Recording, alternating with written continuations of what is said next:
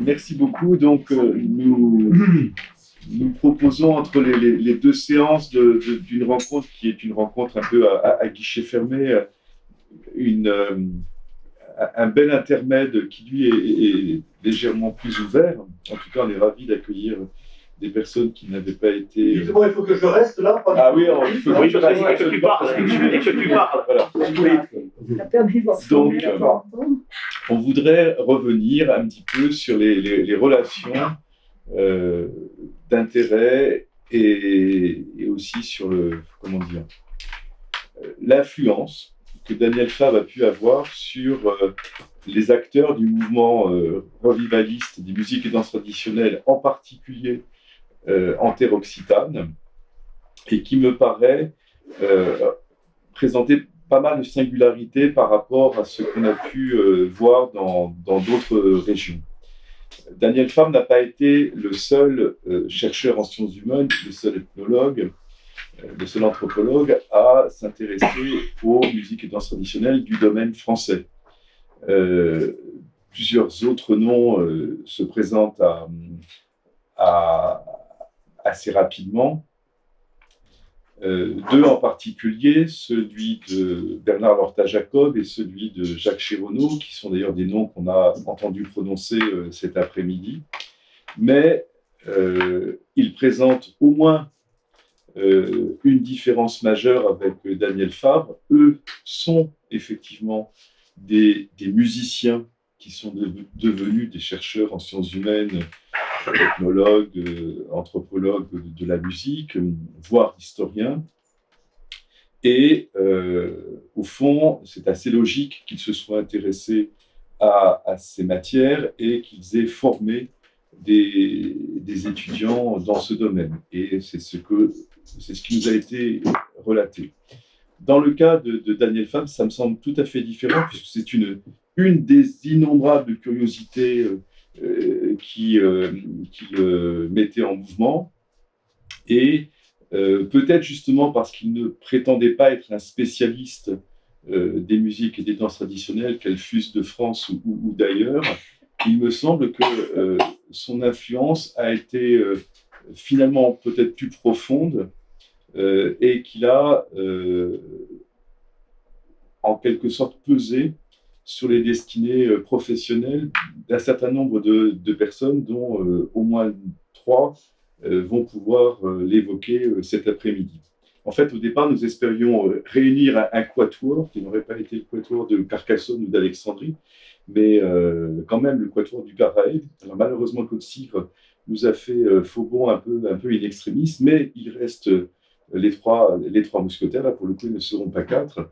Donc Luc Charles Dominique, Xavier Vidal ici présent, et donc par Skype interposé, et depuis une belle île de Méditerranée, Guy Bertrand. Et ce que nous pouvons peut-être leur proposer, c'est déjà d'évoquer les circonstances de leur rencontre avec Daniel Fabre, peut-être parce que c'est mon souci d'historien, resitué dans une chronologie un petit peu serrée, pas forcément la même d'ailleurs pour les trois.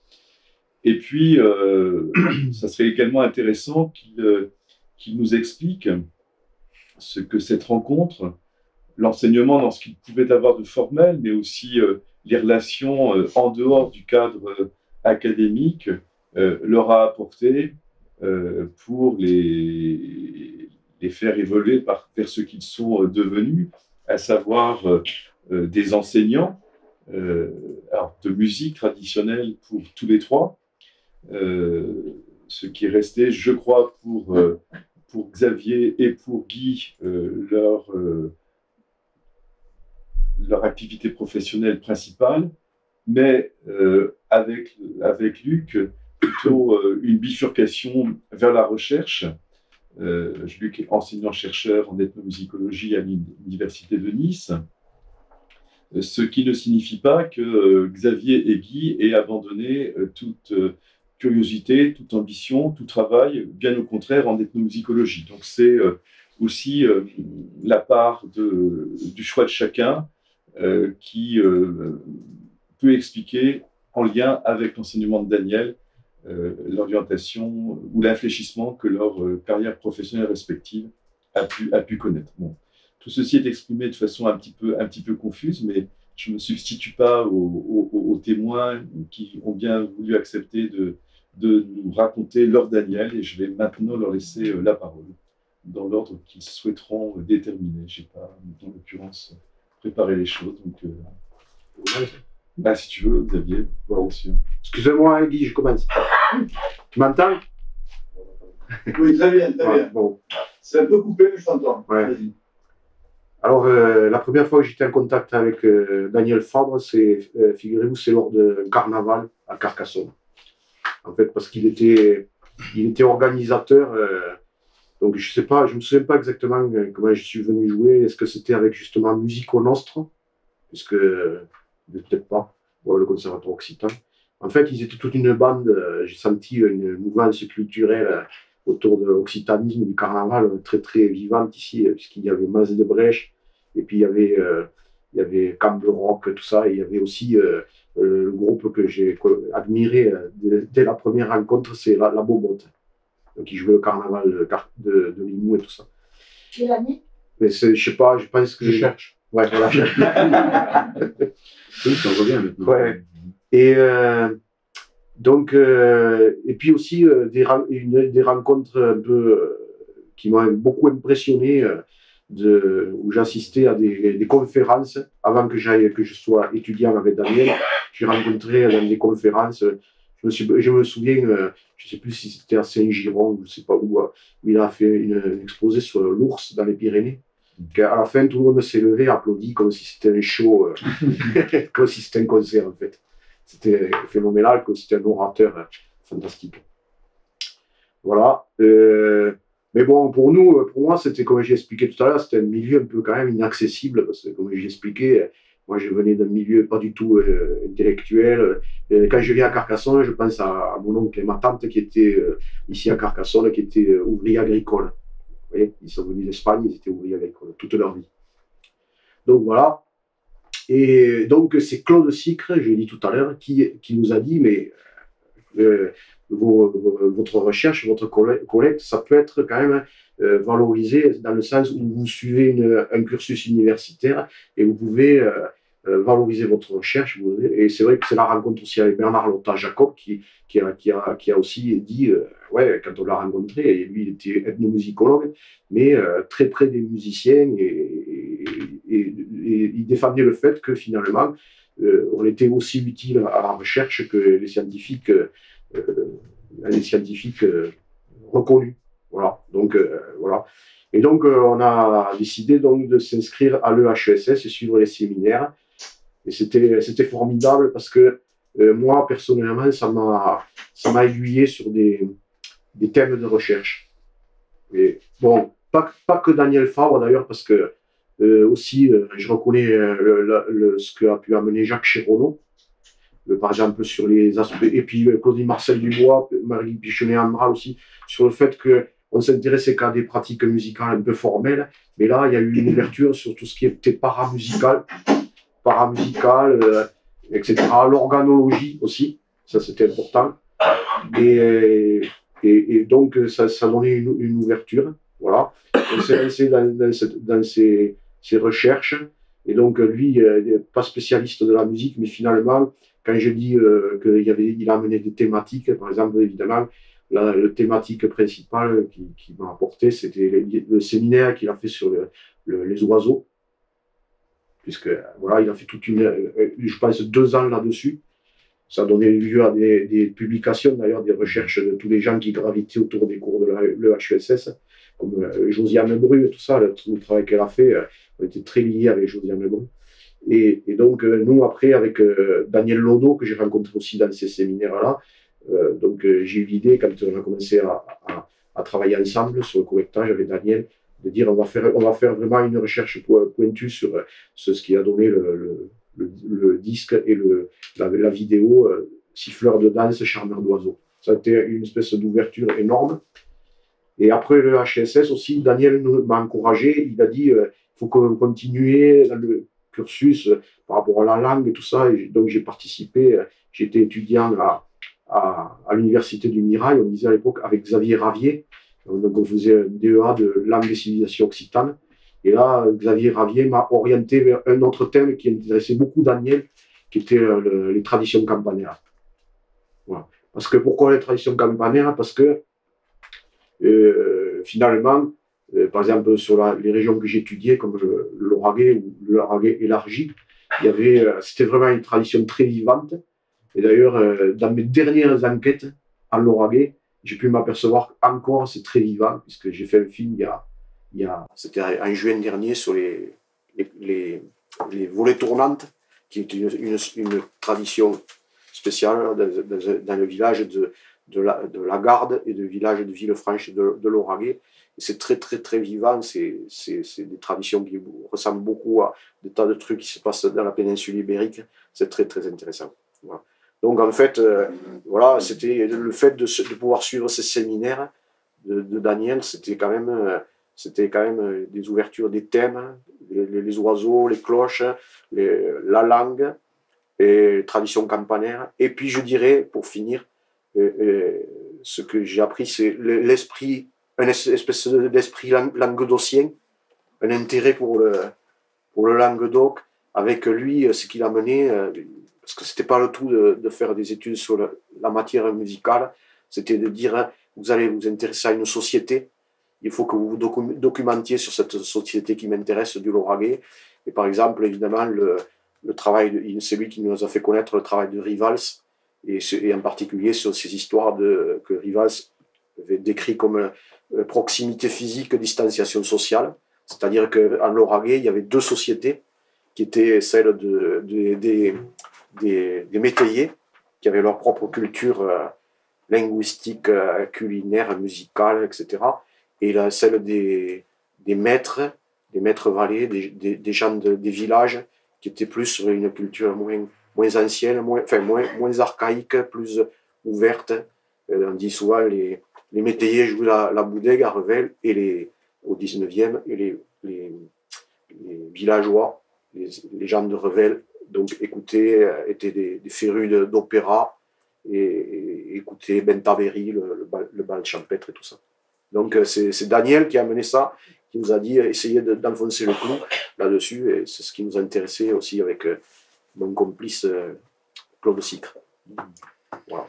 Donc une grande reconnaissance et une grande chance de l'avoir rencontré, même si on ne se rencontrait pas très souvent. Il venait à tes concerts? Alors, je sais pas. Mais en tout cas, on s'est vu dans des circonstances, comme j'ai dit tout à l'heure, festives, de carnaval et tout ça sur Carcassonne. Alors, le disque dont tu parlais, le carnaval dont tu parlais, je pense que c'est 78. D'accord. Parce qu'en 79, on avait édité un 33 tours avec les ballets occitans de Toulouse. Et au dos de la pochette du disque, il y a la photo du carnaval de Carcassonne où Daniel Fabre est en short tyrolien, quoi. C'est une belle photo et un beau moment. Donc c'est là que j'ai dû le rencontrer effectivement pour la première fois. Enfin, en tout cas, c'est effectivement le premier souvenir. J'essayais de faire la chronologie de ma rencontre avec lui, mais j'y arrive pas. Je sais pas pourquoi, j'y arrive pas. Alors, si je cherchais dans mes archives, peut-être je trouverais des choses, mais je me souviens pas après comment ça s'est réellement fait. Et en fait, j'ai du mal à chronologiser, je sais pas si on dit ça comme ça, ma relation avec lui, sinon évidemment à travers des étapes universitaires, d'accord, mais voilà, ça c'est peut-être révélateur de la relation qu'on a pu avoir avec lui, que j'ai pu avoir avec lui. En tout cas, ce qui est sûr, c'est que je suis allé dans ces séminaires au début des années 80. Alors dans ce processus, l'incitation de Claude Sicre à nous réinscrire dans un cycle d'études supérieures a été déterminante. Peut-être que je ne l'aurais pas fait. C'est vrai qu'il nous a vraiment incité à le faire. Et la maigre expérience dont j'ai parlé tout à l'heure dans les deux facultés de musicologie d'Aix-en-Provence et de Toulouse, de mon point de vue, avait été vraiment très décevante. Et je ne voulais pas du tout repartir dans des études universitaires de ce type-là. Et j'étais très content d'être au Conservatoire occitan en réalité. Mais quand je suis arrivé au début des années 80 dans les séminaires de l'école des hautes études, notamment dans le séminaire de Daniel Fabre, alors là là, j'ai découvert tout ce que j'aurais voulu trouver à la fac et que je n'avais pas trouvé. C'est-à-dire, en fait, des séances, moi j'appelle pas ça des cours, j'appelle ça presque des causeries, en fait. Et j'ai jamais considéré, alors j'ai pas suivi tous les séminaires de Daniel, hein. Je dois dire, euh, j'ai fait une carrière en pointillé, universitaire, parce que par ailleurs j'avais aussi des obligations professionnelles qui étaient assez lourdes, quoi, parce que le conservatoire occitan, c'était aussi du boulot, faire fonctionner tout ça. Mais j'ai jamais le souvenir, d'ailleurs Daniel n'est pas le seul en cause, c'est aussi le cas des autres collègues de l'école des hautes études, et j'ai jamais le souvenir de ce qu'on appelle un cours comme étant un cours. Alors avec lui, certainement pas. Lui, j'ai toujours considéré ça comme une causerie, en fait. Et pour moi, Daniel, c'était un conteur. C'était véritablement... J'étais sous le charme. Je dois dire, c'est un peu émouvant de parler de ça, parce que euh, cette relation que j'ai eue à lui, au-delà de sa direction de recherche avec moi, de son enseignement, euh, pour moi, c'est vraiment un apprentissage comme on peut le faire avec un maître musicien, comme on peut le faire avec un artiste, un maître d'art, un artisan d'art, etc. Je le considère vraiment comme ça, et je trouve qu'il avait cette sensibilité dans la façon de transmettre.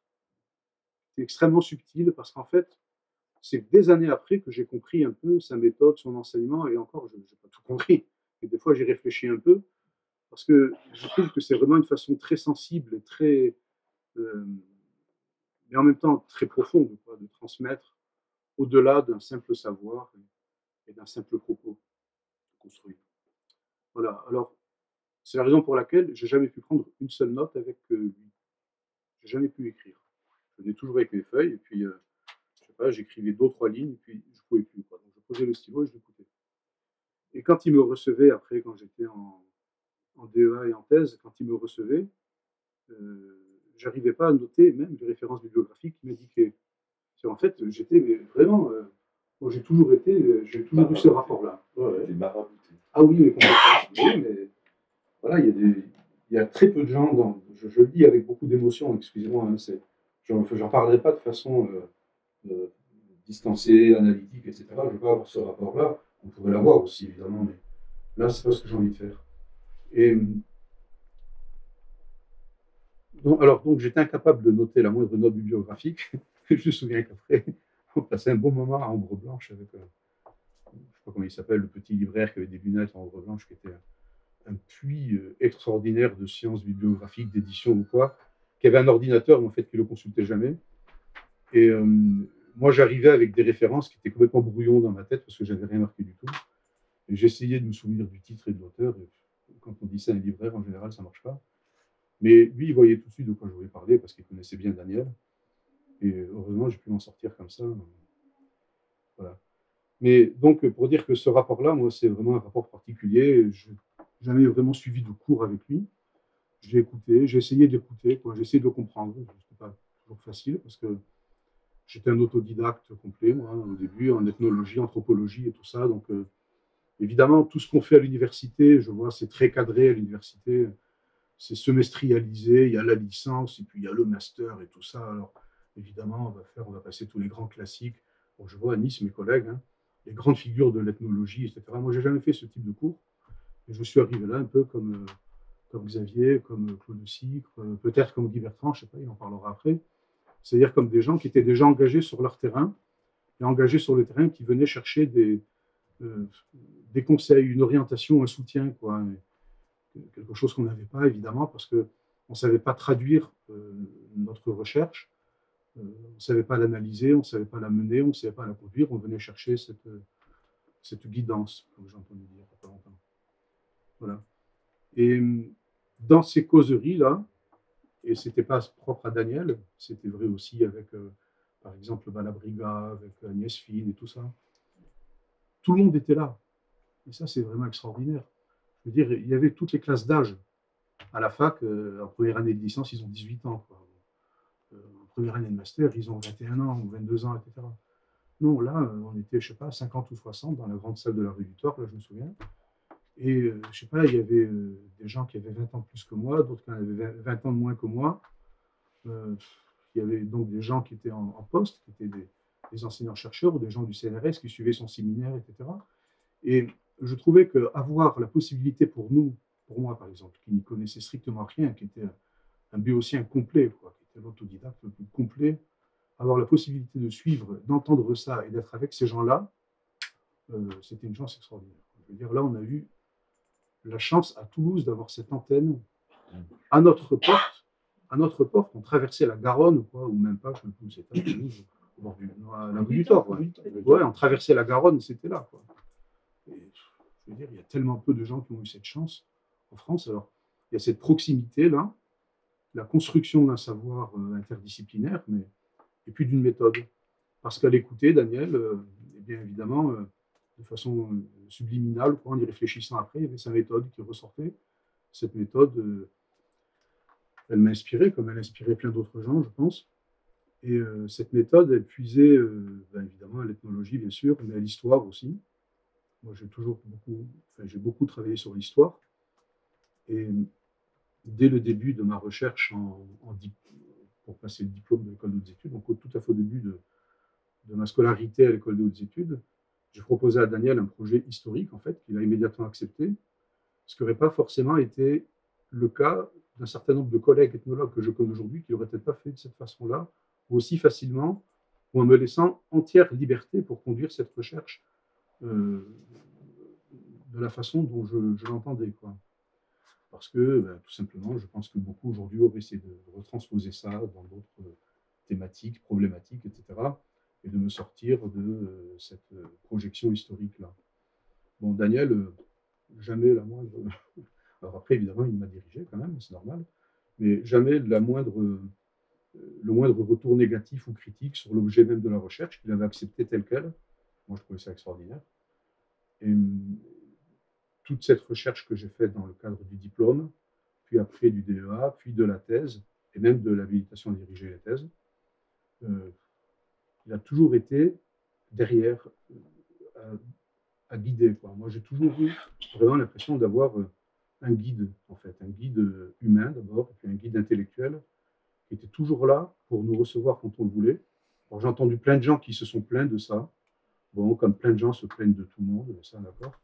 On dit, ouais, ils ne recevaient jamais, et puis de toute façon, les profs de fac, vous êtes tous comme ça, etc. Moi, Daniel, évidemment, il ne me voyait pas toutes les semaines, hein, ça c'est normal, mais une fois par an, ouais, 1 heure, 2 heures. Alors, ça me suffisait, quoi. Je sortais de là, j'étais nourri pour l'année, j'avais des références pour l'année. Il avait tout préparé en amont, il n'avait rien noté, ça sortait comme ça, pendant 1 heure ou 2, et c'était un flot de références bibliographiques, d'idées, de pistes, de gens auxquels je devais écrire, que je devais contacter, etc., de bibliothèques que je devais aller consulter, parce qu'à l'époque, il n'y avait pas Internet et tout ça. Et voilà, et ça suffisait. Et ça a été tout au long, depuis 1980 jusqu'à mon HDR en 2004.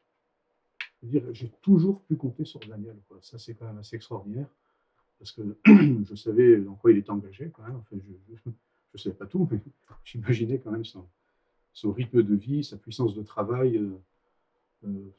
Lui, et même encore, il y a combien, en 2013, j'ai postulé à l'IUF, je lui ai demandé une lettre de recommandation qu'il m'a faite, encore en 2013, c'est-à-dire 23 ans, 33 ans, après 1980, 33. Oui. La lettre est arrivée 10 minutes avant d'envoyer le dossier. L'application fermait à je ne sais pas quelle heure, donc j'ai eu la trouille jusqu'au dernier moment. J'ai essayé d'écrire à tout le monde, de téléphoner, mais en même temps, je me disais, il le fera. Et puis 10 minutes avant, elle est arrivée, elle était là. Et puis, il n'y avait rien à dire sur la lettre, je veux dire, une vraie lettre. Bon, ça, c'est aussi le côté humain de la personne et le côté fiable de la personne. Et cette fiabilité humaine, c'est aussi une fiabilité intellectuelle, et c'est une fiabilité scientifique, c'est une fiabilité de quelqu'un qui a construit un parcours intellectuel extraordinaire qui nous l'a fait partager. Et ce partage-là, c'est une leçon, quoi. C'est une leçon de méthode, c'est une leçon de vie, puis c'est une leçon de méthode. Et ça interroge beaucoup sur nos métiers d'enseignant. On est très donc sectorialisé à l'université. Moi, je trouve que c'est vraiment catastrophique parce que Bon, je suis universitaire, d'accord, ça me permet de faire des choses intéressantes, je pense, j'espère. En même temps, le système universitaire, je ne l'approuve pas du tout. Et bon, venir étudier je sais pas, de septembre à juin avec deux semestres, plafonner comme ça, etc. Enfin, ça n'a aucun sens, ça ne veut rien dire. C'est pas comme ça qu'on transmet un savoir, c'est pas comme ça que les étudiants ils viennent, ils sortent, ils font leur mail. Bon, c'est difficile d'avoir une proximité avec eux, comme moi j'ai pu la connaître avec Daniel par exemple. C'est difficile de l'établir. Et c'est difficile de s'extraire de ce carcan administratif, de la scolarité, des conseils universitaires, de toutes ces, excusez-moi, toutes ces conneries de fonctionnement universitaire et de ministère et de tout ce qu'on veut, pour essayer de s'extraire un peu de ce carcan-là, de cette espèce de chape-là, pour tout simplement parler de ce dont on a à parler, quoi. Moi, j'avais l'impression, alors c'est complètement naïf, parce que on comprend après comment les choses fonctionnent un peu, l'école d'autres études, le CNRS, l'université, d'accord. Mais j'avais l'impression qu'il y avait un espace de liberté dans l'enseignement, dans les cours, pardon, dans les rencontres avec Daniel, il y avait un espace de liberté que je n'ai jamais plus connu ailleurs, que j'avais jamais connu avant. Et liberté, c'était pas du tout formel, quoi. Voilà. Cet enseignement, pour moi, je ne l'ai jamais considéré comme un enseignement formel. Bon, après, les thèmes de séminaire de Daniel, comme le disait Xavier, dès le début des années 80, c'est-à-dire au moment où nous on les a connus, on les a suivis, c'était des séminaires qui répondaient à 200% aux préoccupations qu'on avait en tant que chercheurs. Je veux dire, quand il parlait par exemple de la jeunesse languedocienne, on ne trouvait que ça, nous, dans nos recherches.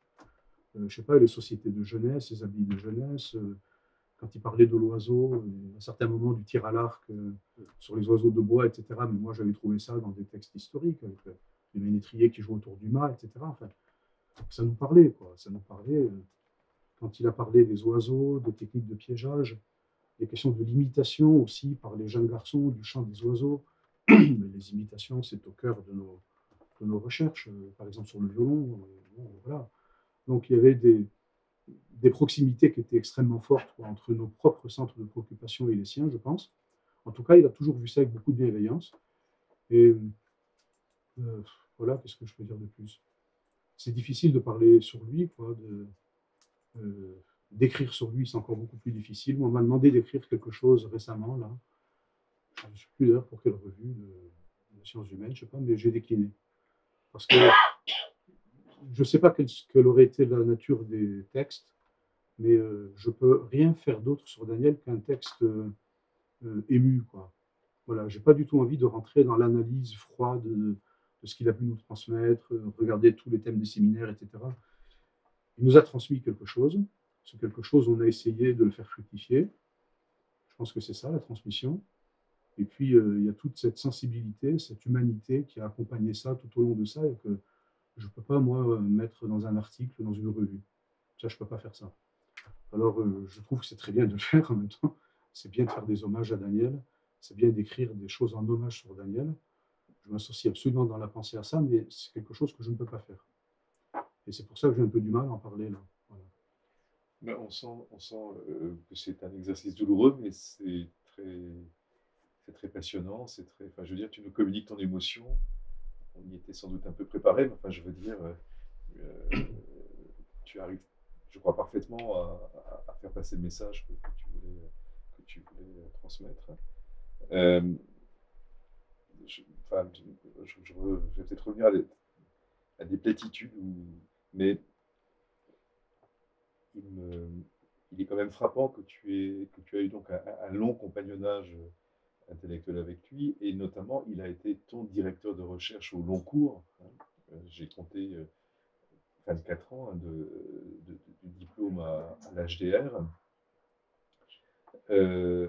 À aucun moment tu n'as envisagé ou de troquer ou de combiner ce généraliste d'anthropologie qu'il était, qu'il tenait à rester, avec un ethnomusicologue patenté, par exemple. Non, pas aucun moment. Non. Alors là, bon, il y a beaucoup d'étudiants qui nous demandent des co-tutelles, des co-directions, etc. Bon, si ça peut leur faire plaisir, je veux bien, mais moi, je ne suis pas très partisan de ça. Bon, dans certains cas, c'est utile, parce que, par exemple, il y a 2 domaines disciplinaires. un étudiant qui travaille sur la musique et la danse, bon, mais c'est bien qu'il soit effectivement suivi par un musicologue et quelqu'un qui est en ethnologie de la danse, en choréologie, etc. Mais souvent, c'est un peu... Bon, maintenant, c'est un peu dans l'air du temps de faire ça. Moi, j'ai jamais voulu le faire. Ça m'a toujours convenu, ça m'a toujours suffi, Daniel. Non seulement ça m'a suffi, mais je n'ai pas dû intégrer je sais pas, le centième de ce qu'il nous a essayé de nous léguer, quoi. Enfin, donc, pourquoi aller chercher quelqu'un d'autre alors que j'avais là toute la matière intellectuelle, scientifique à ma disposition. Et moi, j'ai toujours considéré l'ethnomusicologie, de toute façon, comme une branche de l'ethnologie ou de l'anthropologie. Donc, pour moi, l'ethnoanthropologie, c'est la discipline mère, en fait. Enfin, moi, je considère ça comme ça. Qui aurais-je pu m'adjoindre comme co-direction? Un ethnomusicologue patenté, tu dis, j'ai beaucoup d'estime pour eux, c'est mes collègues, mais par rapport à tout ce que j'ai pu mener comme recherche, mes thèmes de recherche, je ne vois pas du tout ce qu'un François Picard, un Lorta Jacob aurait pu m'apporter, par exemple. Mais pas du tout, pas un instant. Et je pense qu'on aurait été très vite en conflit, en réalité. Alors que je n'ai pas forcément envie d'être avec eux, je m'entends bien avec eux par ailleurs, je n'aurais pas eu envie de l'être, j'aurais sans doute été très vite en conflit avec eux. Daniel m'a laissé la totale liberté de ce que je voulais faire. Bon, il m'a évidemment repris comme tout directeur de recherche, c'est normal. Avec des ethnomusicologues comme tu le proposes là, j'aurais pas eu cette liberté-là. C'est pas un conseil, c'était juste une question. Non. J'aurais pas eu cette liberté-là et je voulais pas. Après tout, la recherche, c'est des années de boulot, mais c'est pas du boulot, c'est du plaisir, quoi. On n'a pas envie de s'encombrer justement de gens qui vont vous normer, quoi. Donc moi, je voulais pas ça. Je connais les collègues, je les entends dans les conférences, je les lis. Je n'ai pas envie d'avoir de discours normatif dans ma formation. Donc chez Daniel, j'ai jamais trouvé ce discours normatif-là. Et tout ce que j'ai pu lire de lui, tout ce qu'il a écrit, m'a tellement nourri que moi, ça me suffisait, en réalité. Il y a une dernière question, peut-être, avant de passer à Bertrand, et puis Jean-Jacques qui souhaite t'en poser aussi. Aux doctorants dont tu diriges les recherches, est-ce que tu les encourages à lire Daniel, éventuellement quel texte en particulier, et est-ce que tu échanges avec eux sur ces lectures? Quand leurs sujets de thèse s'y prêtent, oui, je les encourage à lire Daniel. Aujourd'hui, il est beaucoup question dans les recherches doctorales de travaux sur le patrimoine, par exemple. Donc là, il y a quand même toute une série de textes qui me semblent absolument indispensables et capitaux, quoi. Ensuite, ça dépend des sujets de recherche. Il y a des recherches, je pense, où c'est assez périphérique dans leur propre recherche à eux. Ils ont déjà beaucoup à se former, les étudiants, parce que, je ne sais pas, hein, peut-être que j'idéalise, mais il me semble quand même qu'il y avait un socle de culture générale il y a 30 ou 40 ans dans les classes d'étudiants qui était quand même un peu plus développé que ce qu'on trouve aujourd'hui, quoi. Je sais pas, vous parlez de Malinowski, je crois quasiment que c'est le gardien de but d'Arsenal, je crois pas. Des fois, les gens, ils vous regardent avec des yeux, c'est complètement incroyable. On parle de choses qui ont l'air évidentes pour un étudiant en ethno, par exemple, qui est en licence ou qui est en master, et puis vous regardez comme si vous sortiez, je sais pas, un truc. Bon, alors voilà, il y a un peu un travail de base parfois à faire. Et puis en fonction des sujets de thèse, ça dépend. Mais oui, chaque fois que je peux, oui. Ah oui, c'est clair. C'est clair. Et je pense que dans mon propre enseignement, dans mes propres cours, je pense que les rappels à l'œuvre de Daniel et à sa formation sont fréquents, quoi, je pense. Comment tu analyses la forte proximité là, que tu pointais, ou l'adéquation, on va dire, entre les thématiques qu'il développait dans ses séminaires et vos besoins à vous, vos préoccupations, même s'ils n'étaient pas formulés, de jeunes musiciens traditionnels, chercheurs, recréateurs, etc.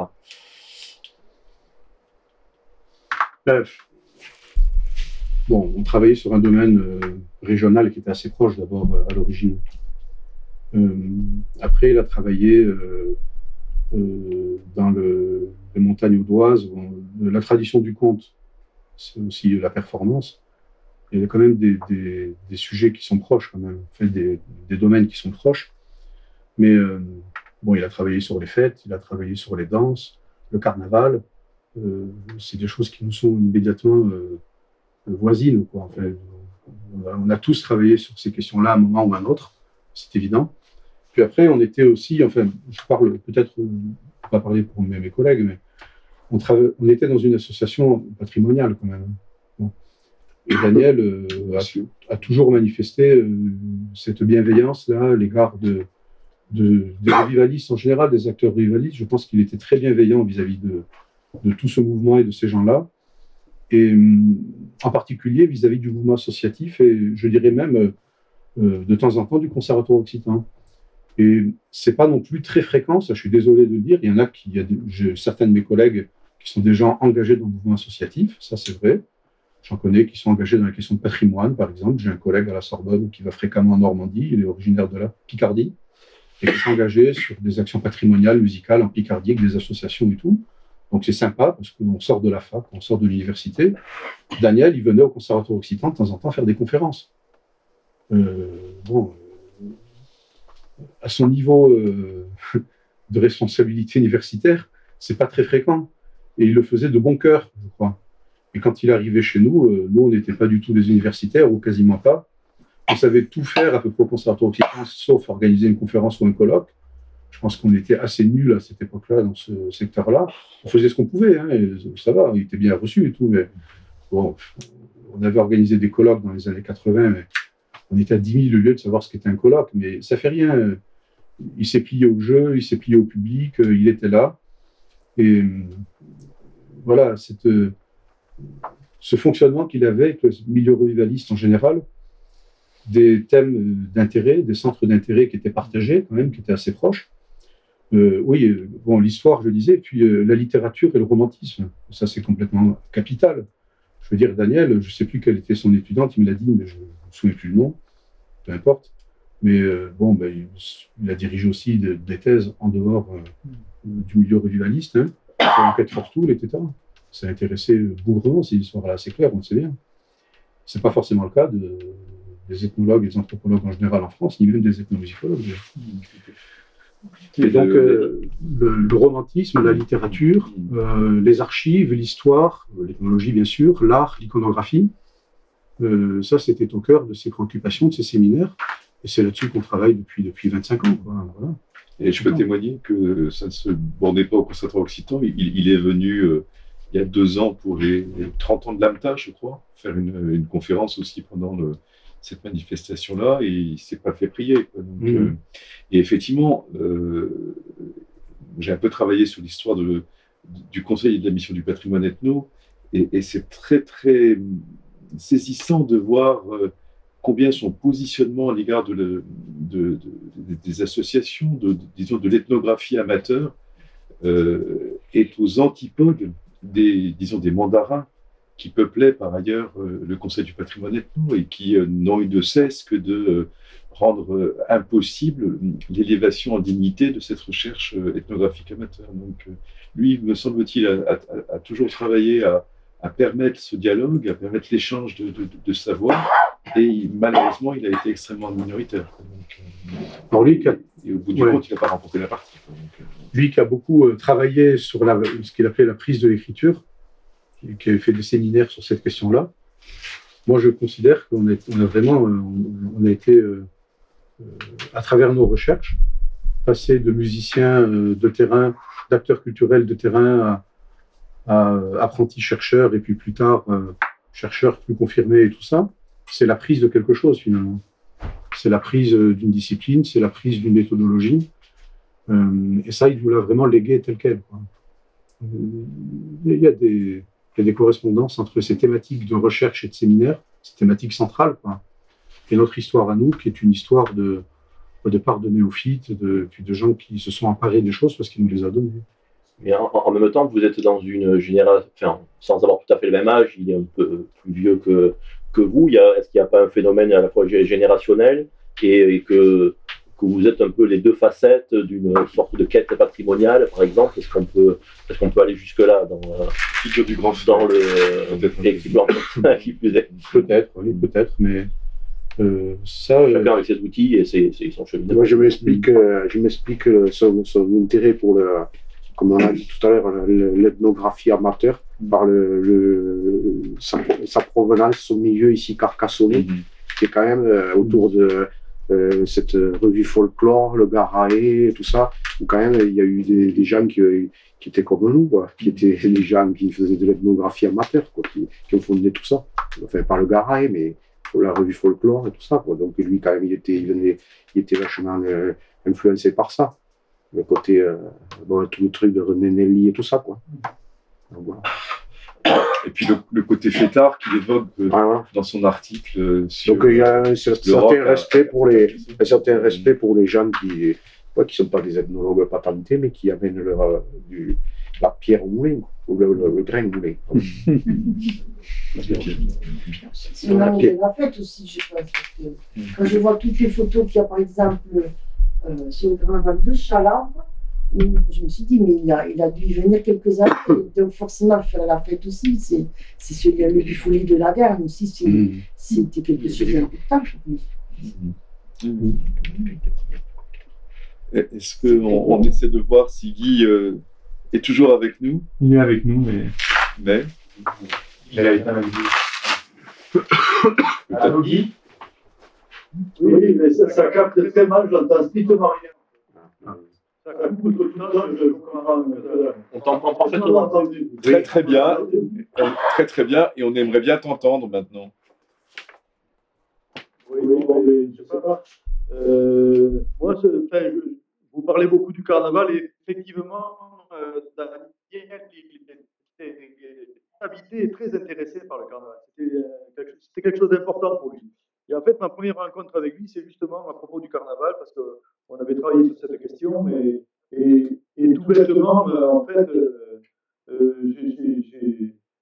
c'était extraordinaire de faire une rencontre comme ça, parce qu'il m'a tout de suite amené dans des pistes, et dans une vision des choses que je n'avais pas du tout envisagé comme ça, quoi. Et c'est pour ça que ça a été un échange, une rencontre formidable. Alors, après on a échangé sur pas mal de sujets, parce que le premier festival du film dont j'ai parlé, là, le festival du film ethnographique et ethnomusicologique, en fait, il s'était beaucoup intéressé à ça aussi, et il avait donné des tuyaux, il venait, en fait, c'était toute une bande de copains avec lui, il était toujours entouré, il y avait Agnès Fine, il était plusieurs. Et donc, ils avaient bien participé et on avait beaucoup échangé, quoi.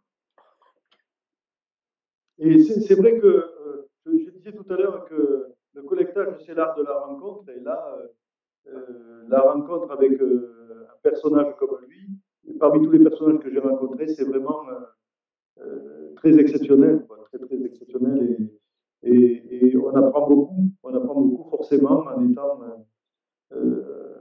proche, en échangeant. Luc parlait, j'ai entendu vaguement qu'il parlait de cette disponibilité, de cette convivialité qu'il avait dans ses relations avec les diverses personnes. Et ça, c'était vachement important parce qu'il savait mettre en confiance tout le monde. Il prenait où ils en étaient et il les amenait dans ces discussions vers une. Il les amenait plus haut dans une belle réflexion. Vous m'entendez bien? Toi, tu l'as rencontré notamment, tu me disais, au moment où tu t'es intéressé aux musiques du carnaval de Limoux. C'est-à-dire, c'est une époque où on a commencé à travailler sur les hautbois. On commençait à travailler sur les hautbois, dans les répertoires de hautbois. On travaillait sur le carnaval, forcément.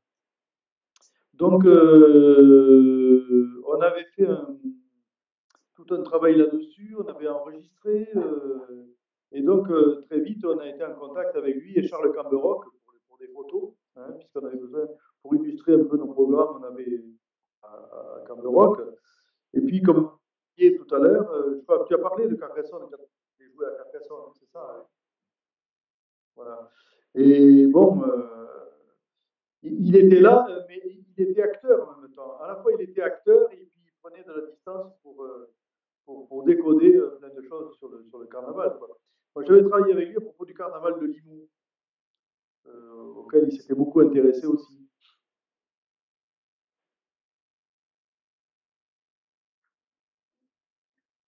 Oui, allô?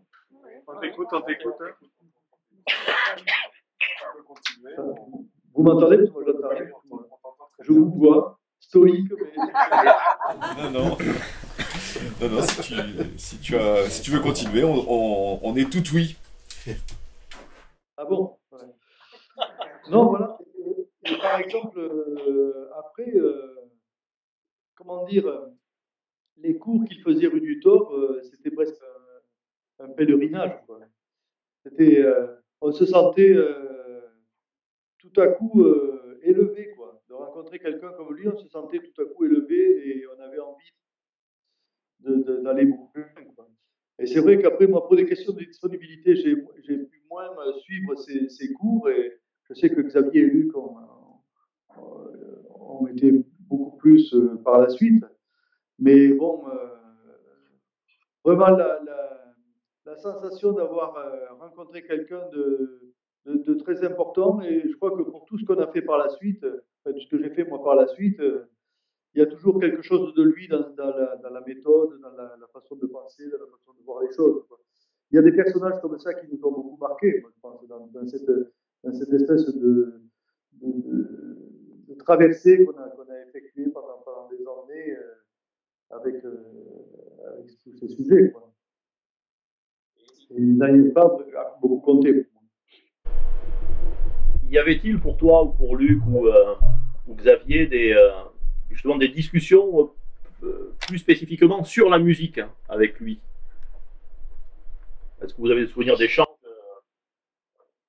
à travers Pas beaucoup. Pas beaucoup. Mais il nous filait des petites pistes. Voilà. Pas beaucoup. On parlait pas beaucoup de musique. Il était... c'était plus large que ça. Mais il donnait toujours des tuyaux, des indications. Il se préoccupait, en fait. Il allait rechercher des choses. Et puis, au détour d'une phrase, il vous disait les 2-3 éléments importants qui permettaient d'avancer. Oui, donc j'ai pas de... Je pense qu'il était très à l'écoute des gens avec qui il partageait des passions communes. J'ai pas le souvenir qu'il ait voulu créer un groupe autour de la musique, de réflexion, tout ça. Non, il n'a pas fait ça. C'est une société, quoi. On fait amener cette réflexion un peu, entre guillemets, anthropologique, parce que quand même, par exemple, oui, moi je sais que cette histoire du mouvement quoi, qui accompagne la musique, comment ça peut être envisagé, c'est quelque chose qu'après, par la suite, on a étudié, quoi, tout ce qui est autour de la rotation, du saut, du vol, tout ça, c'est des trucs qu'on a écrit, tout ça. Et c'est lui qui a amené ça, quoi. Tous les trucs, cette espèce de truc autour de la trance que moi j'ai retrouvé chez les esprits de forme de trance. Enfin, oui, on a rencontré Gilbert Rouget aussi, mais autour avec l'art campanaire, tout ça, avec des trucs qu'on n'aurait jamais soupçonnés, quoi, qui étaient quelque chose qui, moi personnellement, comme je suis pas ethnologue, mais quand même je suis pédagogue de la musique, praticien, et tout ça, comme des choses que je réutilise beaucoup dans la pédagogie, parce que, évidemment, comme il y a une espèce des acquisitions comme ça qui se font, en particulier chez l'enfant, par rapport à tous ces trucs qui existent dans les milieux traditionnels, quoi. Donc voilà, ça c'est des trucs qu'on a écrits, quoi. Et est-ce que vous l'avez vu chanter et danser de choses qu'il aimait beaucoup faire? Danser, non, j'ai pas le souvenir. Si, danser. Oui. En particulier. Chanter, oui. En occitan? Danser, non.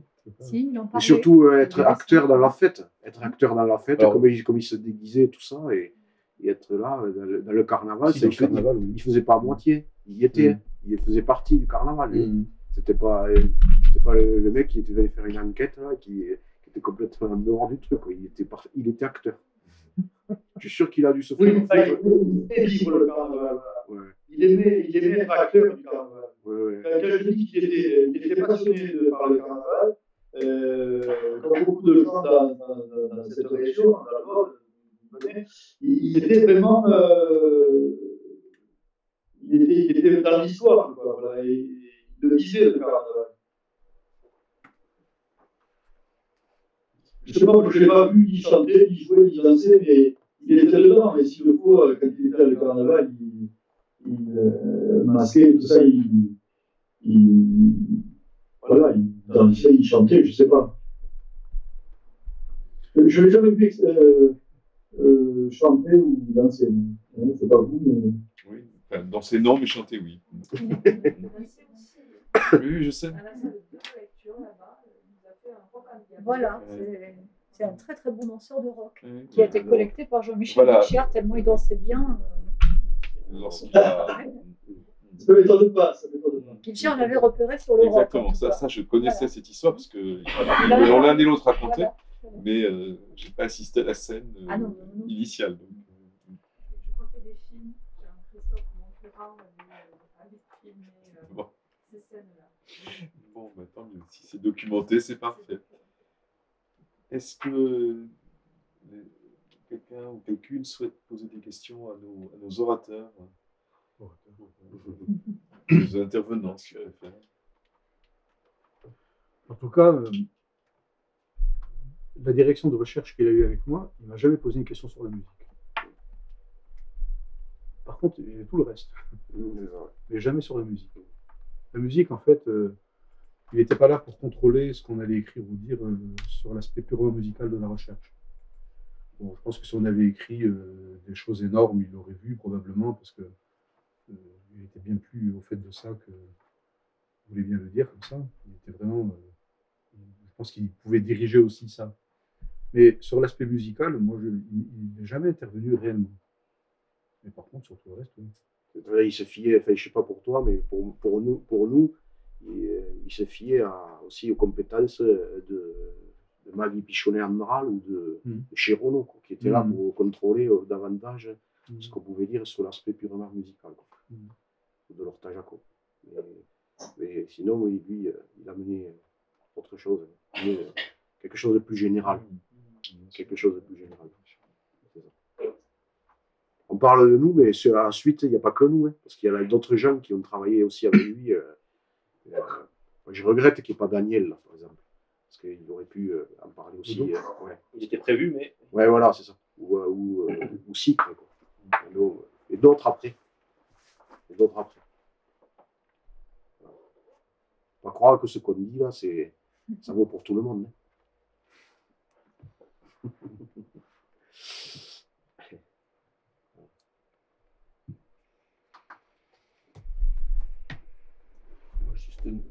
Parce que vous dites que lui, il ne s'intéressait pas spécialement à la musique. Et ses étudiants, les gens qui suivaient ses enseignements, en général, ils s'intéressaient à quoi le plus souvent? Bon, vous, je sais, mais globalement. Je sais pas, il y avait des gens qui pouvaient travailler aussi bien. C'est extrêmement varié, quoi. Bon, par exemple, le contact avec Josiane Bru, ça a été déterminant autant que Daniel. Parce que justement, quand on s'est mis à travailler sur ce truc-là, des siffleurs d'oiseaux et tout ça, après, elle a travaillé là-dessus, la quantité phénoménale qu'elle a sortie, là, des bimbologismes et tout ça, là-dessus, elle a été complètement accrochée sur notre sujet. Je travaillais avec Daniel et il disait, on était en contact permanent avec elle. On était en contact permanent. Parce que c'est en fait, je ne sais pas qui c'est qui l'a dit, mais c'est toute une équipe. Ces séminaires, ça fusait. Il y avait, comme il dit, il y avait 50 personnes dans le séminaire. Et là, tu rencontrais tout le monde. Tu as besoin d'un truc, tu as lu ça, est-ce que tu as... Voilà, quoi. C'est tous les gens qui t'informaient, quoi. C'était ça. Je ne sais pas si c'est resté ça, cette mouvance. Cette effervescence. Cette effervescence. Je ne sais pas. Oui, il y avait tout un ensemble de domaines. Après, il y avait un peu une hiérarchie, c'est-à-dire que dans le séminaire, dans le séminaire, il y avait un pré-séminaire où il y avait quand même les pointures qui allaient, et après, il y avait quand même la suite qui était pour tout le monde. Alors, des fois, tu avais la chance d'être invité dans le truc des pointures. Alors là, tu les entendais discuter, ça rigolait pas.